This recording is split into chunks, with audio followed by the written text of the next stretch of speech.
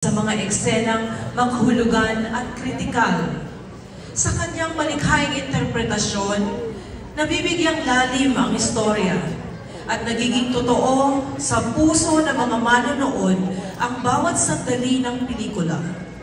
Ang pinakapasadong aktres ay iginagawad sa artistang may malawak na saklaw ng pagganap, may consistency sa bawat kilos at salita, at may kakayahang ipadama ang sinhi at katahimikan ng bawat karakter.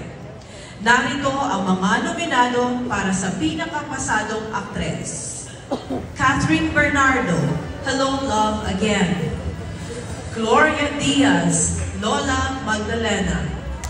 Jane Oineza, Love Child. Marian Rivera, Balota. Judy Ann Santos, Espantajo.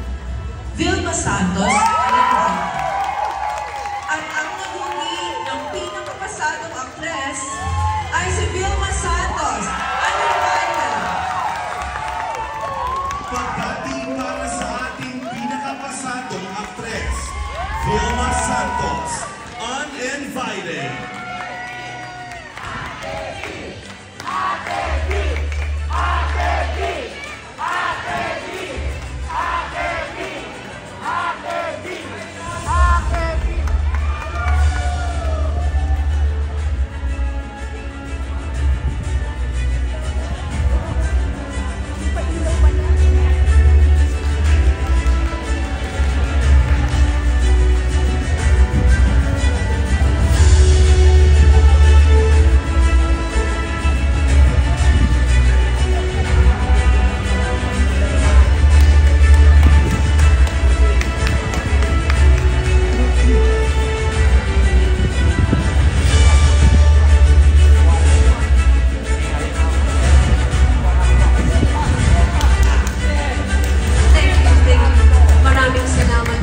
Magandang gabi ho sa inyong lahat. Maraming salamat. Thank you. Unang-una po sa bumubuo po ng ating pong pasado. Maraming salamat. And also congratulations on your 27th year. Napakalaki po ng utang na loob ko sa pasado. At higit sa lahat, ang pinakamalaking karangalan po dito ay para pagkatiwalaan ka at bigyan ng halaga ang ibinigay mo sa pelikulang Uninvited ng mga educators na nandito. Palakpakan naman natin. Maraming salamat po sa inyong lahat. Yung Uninvited po ay ginawa po namin. Gusto ko pasalamatan ng pamilya ko sa Uninvited. Direk Dan, maraming salamat. Project 8 and Mentor, thank you very much. At sa lahat po na naging pamilya ko doon, kasama ko si Aga Mulak, kasama ko Miss Maylene Dizal. Dream ko rin yun, alam mo, I'm a fan. And then kasama ko rin si Gabby Padilla. Ang dami kong kasama doon. Maraming salamat po sa inyong lahat. Briefly, ginawa ko lang po yung Uninvited kasi naghanap na rin po ako ng ibang role bilang isang ina. More than 60 years in the industry.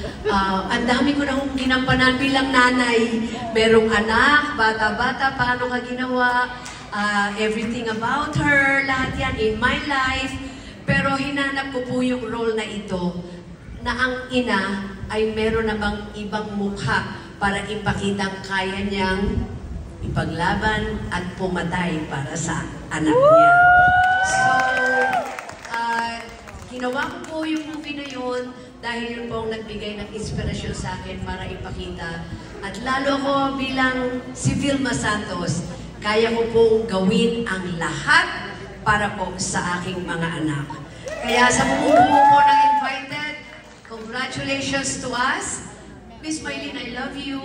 And of course, sa pasado, maraming salamat po muli sa tiwala na ibinigay niyo po sa akin. Thank you very much. And also, I'd like to share this, of course, with my family. Ralph, of course, thank you. And of course, to my son, Lucky, and to my son, Ryan, para sa inyo ito. And forever, Diyos ko, walang sawa! Yung mga Filmanians, maraming salamat po. Mabuhay po ang pelikulang Pilipino. Pasado, maraming salamat po.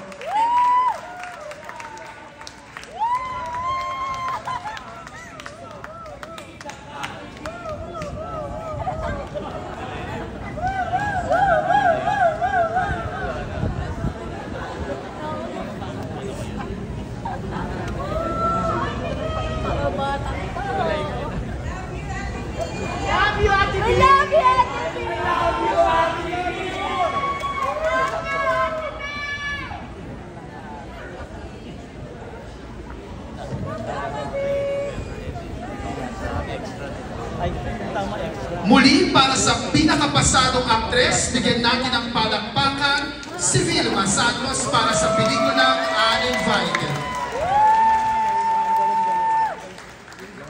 Pagbati para sa mga nagsipaggawi, tunay ngang karapat-dapat ang mga gawad pasado ngayong taon. Pero, hindi pa dyan nagtatapos ang lahat.